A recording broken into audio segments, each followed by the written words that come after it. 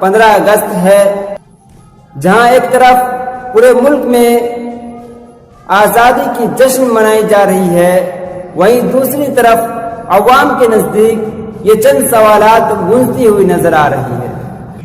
तो वही चंद सवालात को आज मैं आपके सामने लेकर हाजिर हुआ। हजरत, उस चंद सवालात में से एक सवाल यह है कि क्या मुल्क आज़ादी में मुसलमानों ने भी हिस्सा लिया है? आपका जो सवाल है कि क्या मुल्क की आज़ादी में मुसलमानों ने भी हिस्सा लिया है।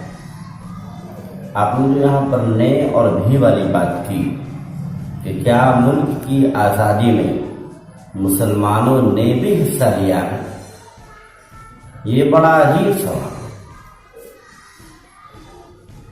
बल्कि सच्चाई ये है कि मुल्क की आज़ादी की लड़ाई तने तनहा 150-200 सालों तक मुसलमानों ने लड़ी।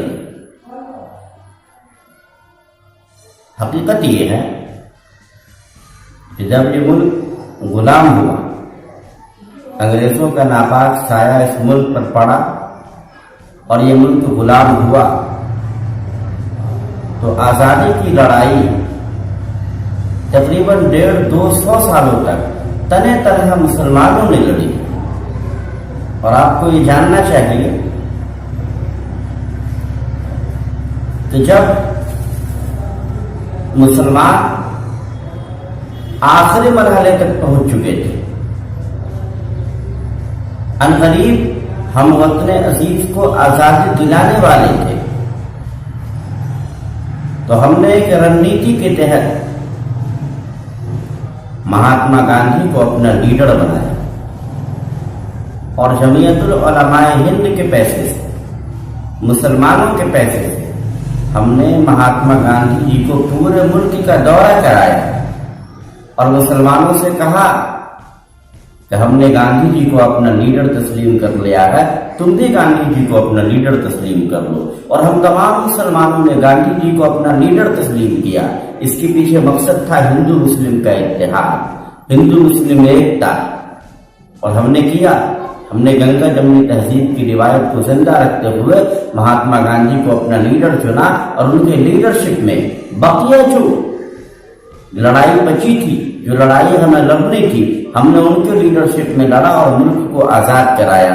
लेकिन सच्चाई ये है कि ये जंग आज़ादी जो है 4-5 साल नहीं बल्कि तकरीबन 150-200 सालों तक चली है, जिसमें मैं ये कह दूं तो मुबालगा नहीं होगा कि तकरीबन 150 सालों तक तने तनहा ने मुसलमानों ने इस लड़ाई को लड़ा। तो ये सवाल ही बिल्कुल गलत है कि मुसलमानों ने भी हिस्सा लिया है, बल्कि सही बात यह है कि मुसलमानों ने ही असल और अहम रोल अदा किया है। और जब हम लड़ाई के करीब पहुंच गए थे, हम आज़ादी के करीब पहुंच गए थे, तो हमने एक हिकमत अमली के तहत गांधी जी को अपना लीडर बनाया और उनके लीडरशिप में हमने पूरे हिंदुस्तानियों को साथ लेकर के आज़ादी को हासिल किया। इसलिए ये कहा जाना चाहिए कि मुल्क की आज़ादी में तमाम मकतब फिक्र के लोगों के, तमाम मज़ाहिब के लोगों का जो है रोल और किरदार शामिल रहा है, जिसमें मुसलमान सबसे आगे और सरे फहरिस्त है।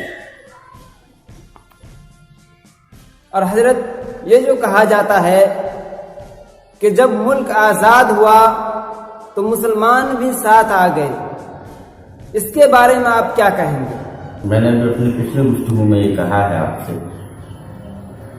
कि इसमें सच्चाई नहीं है। सच्चाई ये है कि तने तनहा मुसलमानों ने कई जंगें लड़ी।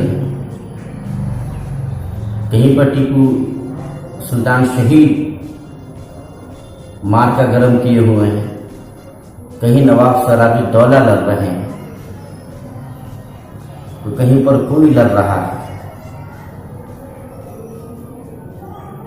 एक से बढ़कर के एक कुर्बानियां शुरू दिन से हम पेश करते रहे, मुसलमानों ने हिंद पेश करते रहे।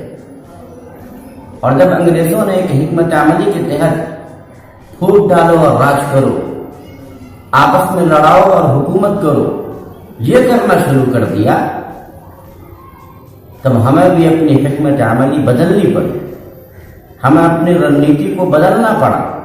और हमने उसी रणनीति के तहत गांधी जी को अपना लीडर बनाया, और सिर्फ इसलिए लीडर बनाया था कि गांधी जी की लीडरशिप में तमाम लोग एक साथ आ जाएंगे। और हुआ भी ऐसा कि जब हमने गांधी जी को अपना लीडर बनाया तो उनकी लीडरशिप में पूरे हिंदुस्तान के लोग इकट्ठा हो गए, क्या हिंदू, क्या मुस्लिम, क्या सिख, क्या ईसाई, सारे लोग इकट्ठा होकर के अंग्रेजों को इस मुल्क से भगाने का काम किया।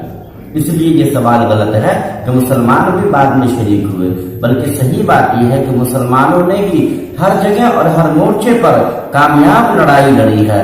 और आखिरी मौके पर तमाम लोगों को साथ लेकर के हमने गांधी जी की क़यादत में मुल्क को आज़ाद कराया। सही बात यह है कि मुसलमान बाद में शरीक नहीं हुए, बल्कि दूसरे लोगों को हमने बाद में शरीक किया। जब आप तारीख की किताबों का मुताला करेंगे, इतिहास को पढ़ेंगे, तो आपको पता चलेगा। और ये जो इल्जाम लगाया जाता है कि मदारिस इस्लामिया में झंडा नहीं फहराया जाता, इसमें कहां तक सदाकत है? देखिए, जिनके खुद के घर शीशे के हो वो दूसरों के घर पे पत्थर नहीं मारते। पूरा हिंदुस्तान जान रहा है, सिर्फ एक जगह है, नागपुर, वहाँ आरएसएस का हेड क्वार्टर है, जिसे उर्दू में मरकज़ी दफ्तर बोलते हैं। वहाँ पर झंडा नहीं फहराया जाता। हाँ, तो उल्टे चोर कोतवाल को डांटने वाली कहावत हो गई। जब बहुत ज़्यादा लान तान हुआ और मीडिया में ये खबरें आई और इस पर सियासी बयानबाजी हुई कि आरएसएस के हेड क्वार्टर यानी मरकज़ी दफ्तर में झंडा नहीं फहराया जाता है, तो उन्होंने ये इल्ज़ाम लगाया। इल्ज़ाम मैं इसलिए कहता हूँ कि इसमें सच्चाई नहीं है। तो उन्होंने ये इल्ज़ाम लगाया कि मुसलमान अपने मदारिस के अंदर जो है झंडा नहीं फहराते।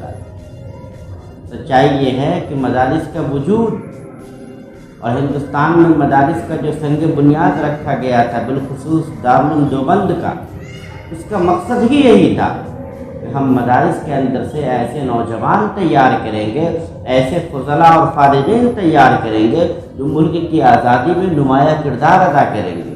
और ऐसा हुआ कि मदारिस के पढ़े लिखे लोग बहुत बढ़ चढ़ करके मुल्क की आज़ादी में हिस्सा लिया। मदारिस के फारिगीन एक बड़ा तबका जिसने इस मुल्क की कुर्बानी के लिए अपना जान निछावर किया। मदारिस का तो वजूद ही मुल्क को आज़ाद कराने के लिए, मुल्क में अमन व शांति कायम करने के लिए, मुल्क को विकास और तरक्की की ओर ले जाने के लिए हुआ था। और मैं आपको ये कहूँ कि जब 15 अगस्त या 26 जनवरी यानी यौम जमहूरिया का मौका हो, तो आप मदरसा में तशरीफ़ लाइए, हिंदुस्तान के किसी भी मदरसे में चले जाइए, बड़े ही टस्क एहतशाम के साथ, धूमधाम के साथ वहाँ पर जो है तकरीबात मनाई जाती है, झंडा फहराया जाता है। इसलिए ये कहना कि मदारिस के अंदर झंडे नहीं फहराए जाते, ये बिल्कुल गलत है। बल्कि झंडा तो वो लोग नहीं फहराते जो इस मुल्क में फ़िरका परस्ती की सियासत करते हैं, जो इस मुल्क में हिंदू मुस्लिम की लड़ाई लड़वाना करवाना चाहते हैं। और इससे मेरी मुराद आरएसएस के लोग हैं। आरएसएस के जो दफातर वहाँ झंडा नहीं फहराया जाता। मदारिस में शुरू से जो है झंडा फहराया जाता रहा है और इंशाअल्लाह हमेशा जो है मदारिस के लोग हिंदुस्तान के परचम को बुलंद करते रहेंगे इंशाअल्लाह। और हजरत आखिरी सवाल कि आप जनगण मन क्यों नहीं गाते, आखिर इसमें दिक्कत क्या है? देखिए, जनगण मन में हमें कहीं कोई दिक्कत नहीं है। दिक्कत तब पैदा होती है जब आप उंगली करते हैं, मुंह में उंगली डालते हैं। हम बरसा बरस से सारे जहाँ से अच्छा हिंदुस्तान हमारा पढ़ते आए। हम इस तराने के ज़रिए से हिंदुस्तान को पूरी दुनिया से अच्छा बताते हैं। और अकबाल साहब का तराना है, सारे जहाँ से अच्छा हिंदुस्तान हमारा, हम बुलबुल हैं इसकी ये गुलसिता हमारा। तो हम सारे जहाँ से अच्छा पढ़ते हैं। आप कहते हैं जनगण मन पढ़िए, मतलब आप ज़िद पे अड़े हुए हैं, हम भी ज़िद पे अड़े हुए हैं। ऐसा नहीं है कि जब जनगणमन पढ़ेंगे तभी देशभक्ति अदा होगी, और सारे जहाँ से अच्छा पढ़ेंगे तो हम देशभक्त नहीं रहेंगे। इस बात से बेफिक्र रहिए, हिंदुस्तान का मुसलमान सबसे ज़्यादा देशभक्त है और हमें बिलखुसूस कोई देशभक्ति का पाठ न पढ़ाए। कोई बात नहीं है, सिर्फ ज़िद है। आप कहते हैं कि करेला खा लीजिए, हम कहते हैं भिंडी खाएंगे, दोनों हरी सब्जी है। आपकी जो ये ज़िद है कि हम आपको करेला खिला के रहेंगे, वही हमारी ज़िद है कि हम भिंडी ही खाएंगे। इसके अलावा कोई बात नहीं है। इसलिए इससे कोई फ़र्क नहीं पड़ता कि जनगणमन पढ़ा जाए या सारे जहाँ से अच्छा पढ़ा जाए। हमें हमारा तराना मुबारक है, आप जो पढ़ते हैं आपको वो मुबारक हो। इसलिए ना आप ज़िद कीजिए ना हम ज़िद पे हैं।